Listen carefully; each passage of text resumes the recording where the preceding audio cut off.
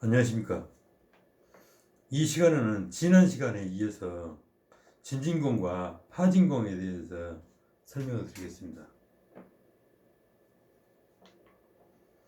진진공과 파진공이 실존해야만이, 카메라로 촬영되어 있어야만이 더욱 우리가 신뢰감을 가질 수가 있겠죠. 그래서 진진공이 촬영된 그 사진을 가지고 설명을 드리도록 하겠습니다. 제가 이렇게 쭉 강의를 드리는 그 여러 강의가 있잖아요. 그래서 1강부터 차근차근 드려야 됩니다. 그래야만이 그 이해를 하기가 훨씬 쉽습니다. 모두 연결되어 있으니까요. 차근차근 설명드리니까요. 그래서 이 시간에는 지난 시간에 설명드렸던 그 진진공을 설명드리도록 하겠습니다. 자, 먼저 지난 시간에 설명했던 이걸 잠깐만 살피고 하죠. 강력의 안정된 좌, 균형, 대칭된 그 시스템, 핵 시스템의 대칭성을 깨뜨려서 그 좌화된 힘들을 깨뜨려서 다시 좌를 찾고자 하는 그 원리를 추동을 합니다. 그러면 그 핵은 항상 좌, 균형, 안정을 찾아가려고 합니다. 모든 물리 현상이 실은 그렇습니다. 그래서 다시 좌 현상을 찾아가려고 하는 그 원리를 추동해서 이 공간 양자 거품을 흡수 합성하는 거죠. 그래서 물리학에서 모든 힘들이 작용을 하려면 매개입자가 발동이 돼야 합니다. 매개입자가 발동되지 않으면 물리적 힘들이 작용하기가 어렵습니다. 그래서 강력에서는, 핵력에서는 그 매개입자가 근로원이거든요. 그래서 결국은 스스로 대칭, 안정, 균형, 조화를 이루기 위해서 그 핵의 시스템이 터널링을 일으키겠죠. 자동으로. 충분한 에너지를 공급해 준다면, 프랑크 상수를 충분히 키워준다면 터널링이 일어납니다. 그건 다음에 천천히 설명합니다. 그 양자 에너지 거품들이 흡선전으로 들어오겠죠. 그러면서 참으로 뒷부분에서는 참으로 찢어져 버린 공간이 드러나겠죠. 공간 양자 거품까지 제거된 그 공간 양자가 제품된 진진공까지. 그래서 공간 양자가 제거된 그 진진공이 초항석에서는 이와 같이 나타나겠죠. 워낙 강력하고 워낙 빠른 힘으로, 속도로 흡수 합성 제거해 버리니까 이 공간 양자들이 합성돼 버리겠죠. 그래서 이 사진은 촬영될 수가 없다고 그랬죠. 초항석이니까. 빛을 이용해서 촬영을 하는데 빛보다 더 빨라버린 피사체를 촬영할 수가 있겠죠. 촬영을 한다고 그래도 희미해가지고 무슨 상인지를 알 수가 없겠죠. 그리고 이 흑체 안에는 지금 이 비행체가 들어있죠. 진진공이 형성되니까, 그래가지고 검은 공간이 형성되니까 비행체를 볼 수가 없죠. 빛이 이 흑체 안에 들어가서 비행체에 맞고 반사되어서 우리 눈으로 들어와야 이 비행체를 볼 수가 있는데, 빛이 들어갈 수가 없죠. 공간 양자라는 매질이 없어졌으니까 빛이 파동으로 들어갈 수가 없는 거죠. 그래서 이렇게 검게 드러난 거죠, 진진공이. 그렇다면은 이 진진공이 촬영된 이 사진을 이제 봐보죠. 자, 이 사진인데요. 이 사진은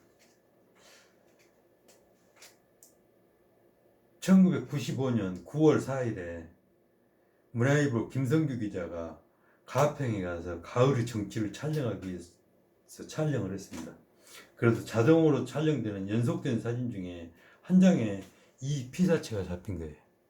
그래서 처음에는 김성규 기자도 이 피사체가 뭐가 잘못 촬영된 걸로 그렇게 착각을 했답니다. 근데 뒤에 분석한 결과 이건 UFO다라고 결론이 난 거죠. 근데 이 사진을 보고 해석을 하는데 그 해석들이 굉장히 혼란스럽습니다.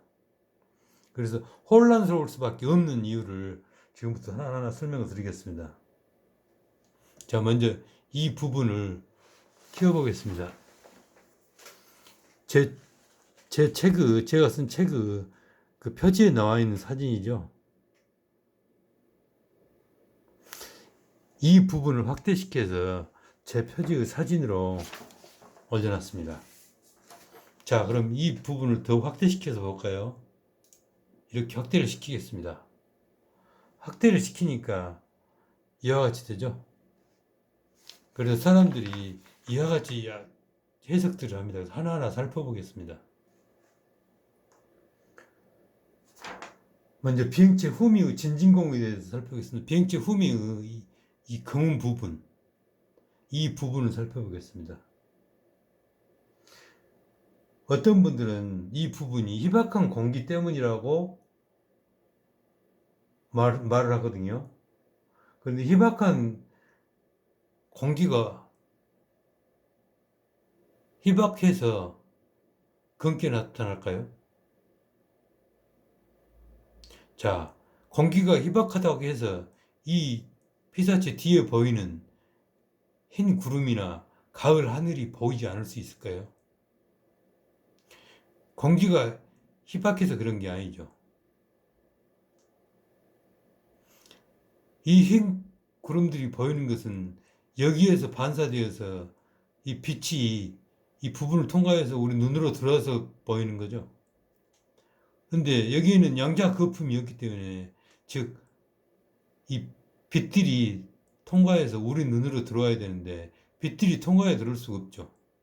매질인 공간 양자가 사라졌기 때문에.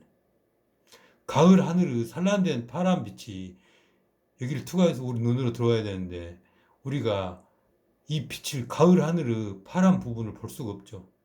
이 부분을 빛이 통과해서 우리 눈으로 들어올 수가 없기 때문에, 가을 하늘의 파란 빛이 통과해서 우리 눈으로 들어와야 되는데 이 검은 진진공 때문에, 공간 양자가 되어진 검은 진진공이 나타남으로 인해서 빛이 산란되어 이 파란 빛이 우리 눈으로 들어올 수가 없는 거죠. 자, 봐보십시오. 여러분도 인터넷에서 가평 UFO라는 검색어로 한번 찾아보십시오. 그러면 이 사진들이 엄청 많이 뜹니다. 이 뒷부분이 흰 구름이 보이지 않죠. 파란 가을의 하늘이 보이지도 않죠. 뒷부분은 빛이 우리 눈으로 들어오지를 못한 겁니다. 카메라로 들어오지를 못한 거죠. 그렇기 때문에 그냥 검게 나타나 버린 거죠. 그래서 이 부분은 공기가 희박해서가 아니라 공간 양자가 희박해서 검게 현상되겠죠. 예컨대 우리가 지구와 달 사이에는 공기가 없죠. 그래서 달도 잘 보이고 밤하늘에 별도 잘 보이고, 저 진공을 가면은 공기가 없죠. 그래서 잘 보이는 겁니다. 그것은 공간 양자가 항상 가득 차 있기 때문에. 그래서 그 공간 양자가 제거된다면 역시 달도 안 보이고 밤하늘에 별도 안 보이고 그러겠죠. 공간의 실체는 양자라고 그랬죠. 공간 양자, 양자 거품들. 그 공간의 실체가 사라져 버리니까 빛이라는 파동이 전달이 돼서 우리 눈으로 들어올 수가 없는 거죠. 공간 양자가 제거되기 때문에 이와 같이 검게 현상된 겁니다. 희박한 공기 때문에 그런 게 아닙니다. 그 다음에 또 봐보겠습니다. 분사체의 궤적으로 볼까요? 분사체의 궤적이 검게 나타나 있죠. 자, 봐보죠.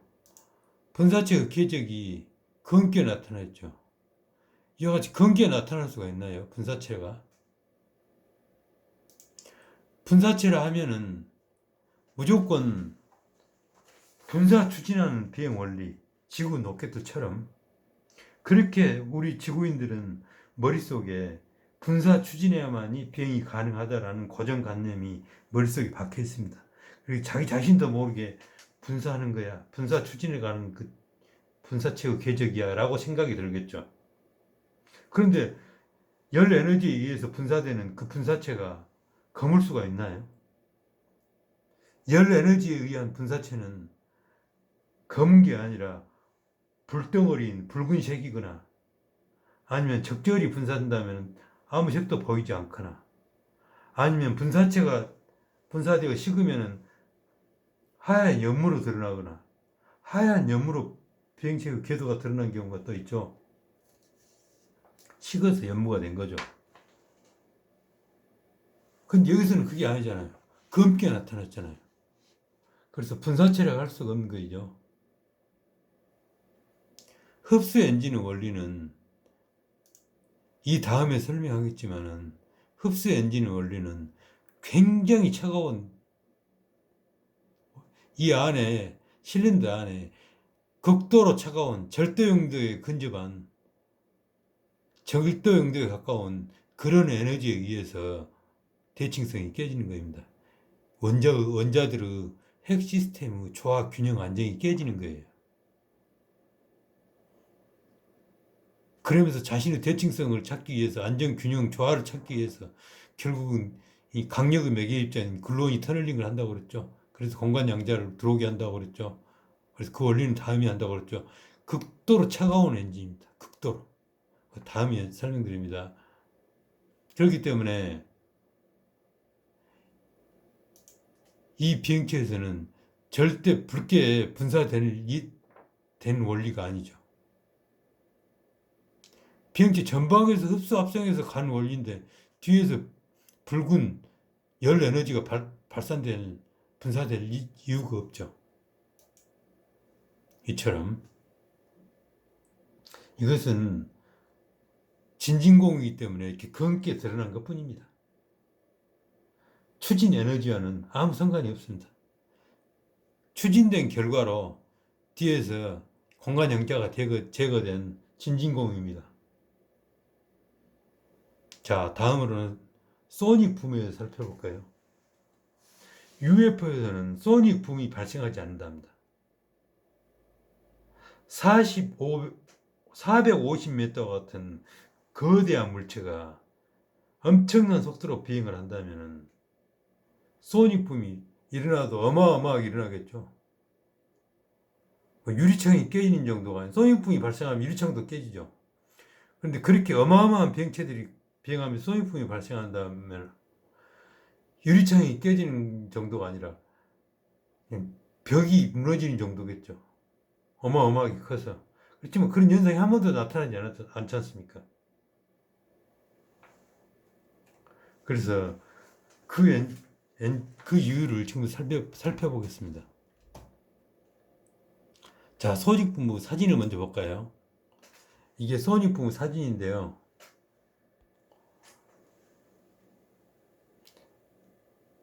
다 이런 비행체도 다 소닉붐입니다. 소닉붐이 일어나서 이와같이 발생된 연무예요, 연무. 이것은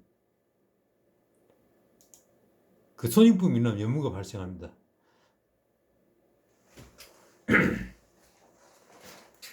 자, 비행체를 비행을 하면은 비행체 전방에서는 이 공간상의 기체들과 충격하겠죠. 얼마나 강력한 추력 에너지가 뒤에서 분사되니까 앞에서 공기도가 충격을 하겠죠. 충격이 일어나겠죠. 우리 눈에는 보이지는 않지만은 이 앞부분에서 굉장한 에너지들이 충격을 하면서 충격파가 일어납니다. 자, 봐볼까요? 지금부터 그 소닉붐이 일어나는 원리를 설명을 드리겠습니다. 자, 이 원리인데요. 자, 이것은 음속보다 더 낮게 지금 비행기가 비행을 하고 있습니다. 그런데 충격파가 비행체 앞에서 주변에서 충격파가 발생하면은 파동은 음파는 초속 약 340m로 진행을 하죠. 그래서 이렇게 파동이, 음파가 진행을 합니다. 파동이 진행을 하는데요. 이 비행체가 진행을 하기 때문에 전방에서는 파동이 진행을 해서 340m로 가지만은, 초당 340m로 가지만은, 비행체도 또 진행을 하기 때문에 이렇게 파동이 조밀하게 나타나죠. 충격파가 조밀하게 나타납니다. 지금 음속 이하로 지금 비행을 하고 있죠. 압력 파동이죠. 그래서 이렇게 파동이 점차 압력이 발생한다 이거죠. 그런데 여기서는 비행체가 음속에 딱 도달을 했습니다. 초속 340m로 지금 비행을 하고 있습니다. 그러니까 전방에서 파동이 진행하는 파동과 현재 진행하는 파동들이 겹치죠. 그래서 이 음속을 돌파하면서 소닉붐이 일어난 거죠. 쇼크웨이브, 파동에서 서로 겹치면서 충격파가 일어난 거죠. 일종의 공명현상이 일어난 거죠. 쇼크웨이브의 마우안 그러죠. 음속에서 이 충격파가 일어난다 그 의미죠. 그래서 이 충격파가 일어날 때 엄청난 파동이 일어나겠죠. 생각해 보십시오. 비행체의 추력이 엄청나잖아요. 그 엄청난 추력에 의해서 생겼던 파동들이 한꺼번에 겹친다고 생각을 해 보십시오. 에너지들이 겹친다 이거예요. 에너지들이.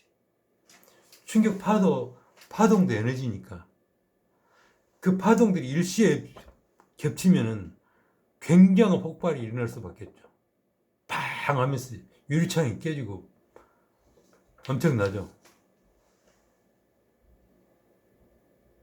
그러면서 이렇게 소닉붐이 일어난 겁니다. 김대중 대통령이 일본에 가서 정부를 비난하고 다니니까 중앙정보부 요원들이 데리고 와서 납치를 해가지고 배에 싣고 가면서 동해안에서 빠뜨려서 죽이려고 그랬죠. 근데 미국 첩보기관에서 그 첩보를 입수해가지고 그 배 위로 비행을 하면서 초음속을 일으키면서 소닉붐을 발생합니다. 꽝 하니 초음속이 일어나니까 그 소닉붐의 소리를 듣고 빠뜨려 죽이지 않았다고 그러잖아요. 그때 그 미군 비행 조종사가 현명한 분이죠. 너가 하는 걸 다 알고 있다. 김대중 씨를 죽이지 마라. 가까운 근접 거리에서 소닉붐을 일으켰겠죠. 정신이 아득했겠죠. 그 소닉 파동을 맞은 사람들은. 그와 같이 파동이 일어난 겁니다. 그 지점에 근접에 가서 초음속을 일으킨 거죠. 이와 같이 파동들이 겹치면서 소닉붐이 엄청나게 발생하는 겁니다.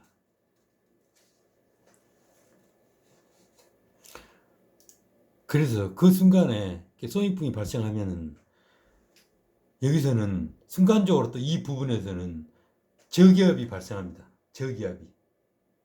저기압이 발생하면 기온이 떨어지고 기온이 순간적으로 떨어지면은 연무가 발생하고 그 지금 현상이죠. 이 부분. 다 그와 같은 현상에 의해서 이와 같이 연무가 발생하는 겁니다.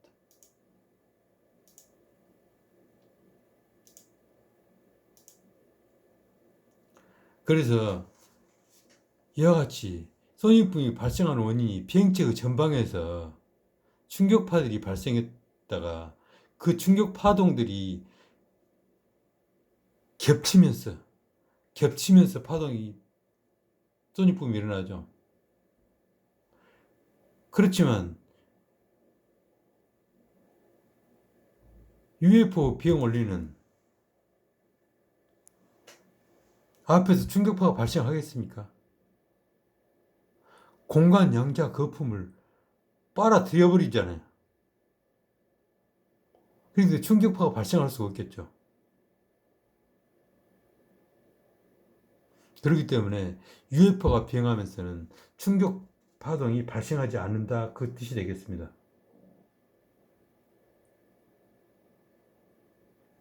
이렇게 UFO가 엔진하면서는 충격파가 발생하지 않는 이유가 바로 흡수 엔진이기 때문에 열 에너지로 분사 추진하는 지구형 비행체가 아니기 때문에 소닉붐이 일어나지 않는다 그 말입니다. 제가 이 말씀을 드린 이유는 이렇게 엄청난 비행체가 엄청난 450m 크기 비행체가 엄청난 속도로 비행을 한다면 소닉붐이 일어나서 유리창도 깨지고 심지어 이렇게 엄청난 비행체라면 유리창이 깨진 정도가 아니라 허약한 담장도 넘어지겠죠. 그러지 않는 게 이상하다. 이게 비행하는 비행체가 아니다라고 생각해서 또 하는 그런 분들이 계셔요. 그래서 UFO 엔진에서는 흡수 엔진에서는 소닉붐이 일어나지 않는다라는 것을 지금 설명드리고 있는 것입니다. 그 다음에 회전을 살펴보죠. 회전. 이 회전은 타당하다고 생각합니다.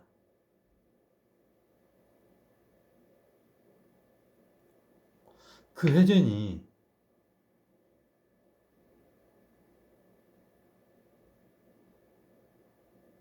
타당한 이유는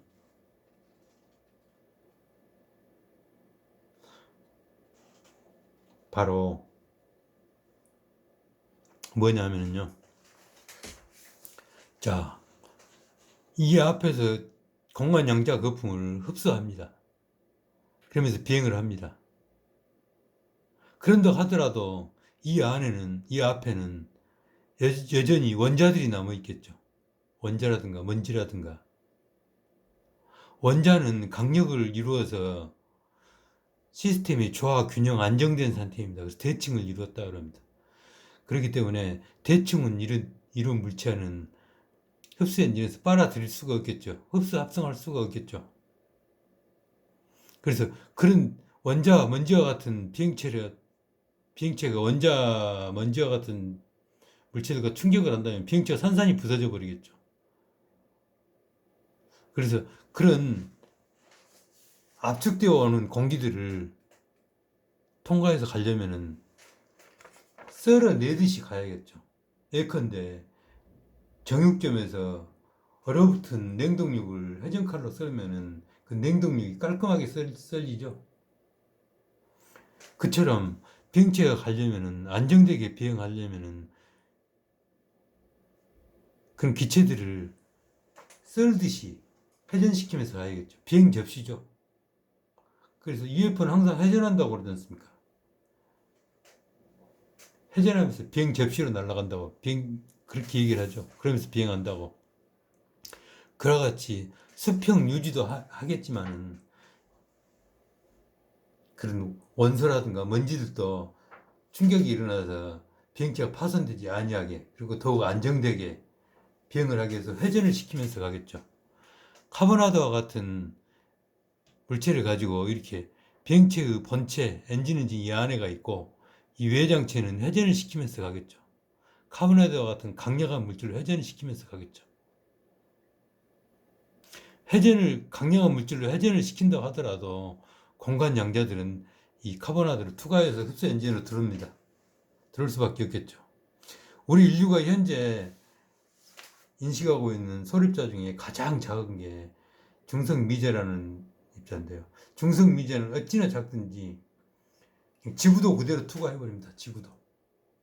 그런데 뭐 카보나드라든가 금속이라든가 이런 거 투과하는 것은 뭐 일도 아니겠죠. 그렇게 해서 흡수해서 가는 거죠. 그러니까 안정되고 비행체가 파손되지 않기 위해서 이렇게 외장에 회전하는 물체를 둘 수가 있겠죠. 그래서 회전하는 물체가 이렇게 보인다, 회전하는 물체처럼 보인다 그죠. 그래서 회전을 한다 그죠. 이 사진에서 보면은 여러분도 인터넷에 검색해 보십시오. 가평 UFO 쳐서요. 회전하는 듯한 느낌이 듭니다. 회전하는 듯한 느낌이요.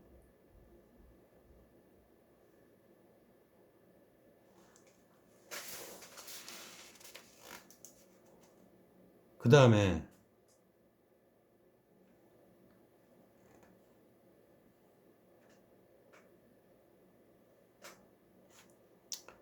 자, 이 연무 베이퍼 현상을 살펴보죠. 여기서 베이퍼 현상이 일어났다고 그랬죠. 이 앞뒤 베이퍼 현상이 일어난 거예요. 이 베이퍼 현상이 일어난 것은 원인은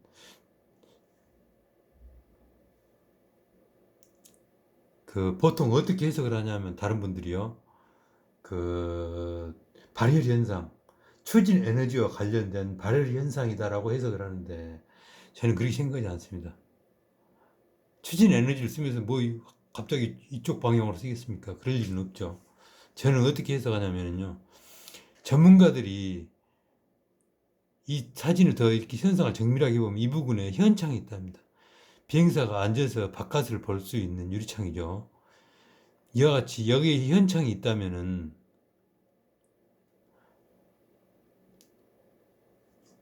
비행체가 이쪽으로 강력하게 비행을 하니까 이 현창 뒷부분에서는 순간적으로 저기압이 발생하겠죠. 그래서 여기 이 현창이 이렇게 있다면은 이 현창 뒤에서는 순간적으로 저기압이 발생하겠죠. 비행체가 엄청 빠르게 비행을 하니까. 그래서 비행체가 빠른 결과로 인해서 저기압이 발생하고 저기압이 발생하면 기온이 떨어지고 기온이 떨어지면 순간적으로 연무가 발생한다고 그랬죠. 그래서 연무가 발생하면서 그 연무를 또 주변의 기체들이 헤돌아 치겠죠. 비행체가 굉장히 빠르게 가니까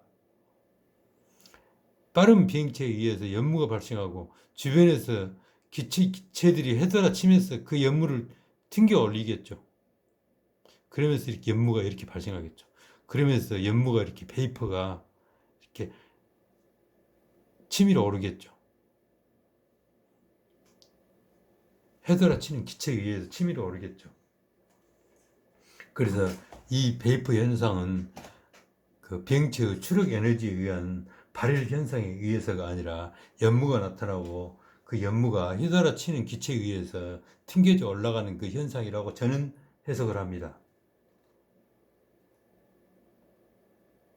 그래서 이런 해석상의 여러 오류들이 발생한 이유는 비행체는 무조건 분사 추진하는 그 엔진이라는 고정관념 때문에 그런다라는 것을 말씀을 드리는 것입니다. 또 피사체의 고도, 이 비행체의 고도, 거리, 크기 등에서 해석이 분분합니다. 심지어는 가짜가 아니냐라고 의심도 하고, 저는 그래서 그 부분들을 인터넷에서는 불확실한 정보들이 많으니까요. 그래서 그런 부분들은 저는 믿지 않고 제가 믿는 부분은 이 사진 해석에 대해서 저명한 기관들이 해석을 놓은 부분을 믿습니다. 즉 영국 국방부 UFO 조사팀이라든가 특수영상연구기관, 코닥필름 본사 사진효과팀, 프랑스 국립항공우주국 등 아주 세계적으로 저명한 기관들에서 해석을 해 놓는 부분을 믿습니다. 그 기관들에서 해석을 해놓은 결과가 뭐냐면요. 4분의 1초 이상 공중에 떠 있기 때문에 사진 촬영이 가능했다라고 말합니다. 또 비행체의 크기는 약 450m고 비행체의 속도는 108km고 초속 108km, 고도는 3,500m로 추정을 한답니다. 자, 이러한 설명들을 제가 드리는 이유는 UFO 엔진은 결코 분사 추진하는 비행체가 아니라는 것을 말씀드리기 위해서 그런 겁니다. UFO 비행체는 양자 거품을 흡수 합성해서, 즉 양자 거품을 나의 상대적 에너지원으로 활용을 해서 작용 반작용이 발생하고 그 결과 비행체와 양자 거품이 서로 맞서서 얽히지 않는 진진공이 형성되어 이 안에서만 초강속이 가능하기 때문에, 그래서 이 사진을 자세하게 설명드리는 이유입니다. 이 흡수 엔진에서 빨아들이는 이 강력은 엄청나게 크죠. E는 MC 자승에서 C 자승이 광속 곱하기 광속으로 그랬죠. C가 광속이니까. 그렇다면 C 곱하기 C니까 초광속이죠. 그 초광속이 의미하는 그것을 설명드리기 위해서 강력에 의해서 빨아들이는 양자 거품을 빨아들이는 그 흡수 엔진 원리를 설명드리기 위해서 제가 지금 설명을 드리고 있는 것입니다. 흡수 엔진과 관련해서 이와 같이 설명한 게 타당한 설명이 되겠죠. 이 시간에는 이것으로 마치겠습니다. 다음 시간에는 2강부터 이 시간 5강까지 설명을 쭉 들었던 것을 간략하게 설명을 하면서 마무리를 하겠습니다. 그러면은 비행체의 주변상의 공간, 주변상에서 공간이 어떻게 작용하는가에 대해서 모든 시간을 다 마치는 거죠. 그러면서 다다음 시간에는 흡수 엔진의 비행 원리, 그 흡수 엔진 원리로 들어가서 그 엔진부터 살펴보겠습니다. 그래서 다음 시간에는 2강부터 5강까지 그 원리들을 그래프를 통해서 하나하나 살펴보면서 마무리를 짓겠습니다. 시공간에 대한 개념을 마무리를 짓는 거죠. 그래서 다음 시간은 시공간을 개념을 총괄적으로 살펴보는 시간을 갖도록 하겠습니다. 감사합니다.